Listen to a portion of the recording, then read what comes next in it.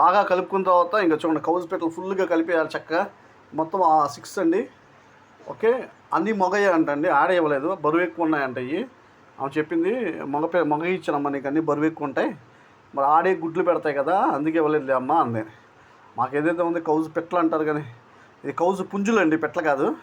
అంటే ఇక మగయ్య కాబట్టి ఇది దాదాపు ఒక నెలకి పెద్ద అయిపోతాయండి. ఒక నెల అంటే ఒక నెలతో పెరిగిపోతాయి. 2 నెలలకైతే గుడ్లు పెడతాయంటండి. 50 డేస్కి గుడ్లు పెట్టేస్తాయంటండి.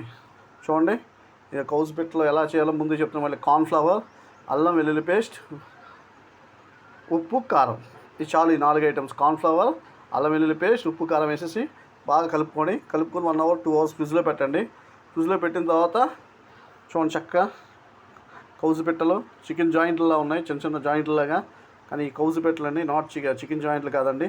అందరూ లైక్ చేసి సబ్స్క్రైబ్ చేయడం మర్చిపోకండి. Have a nice day.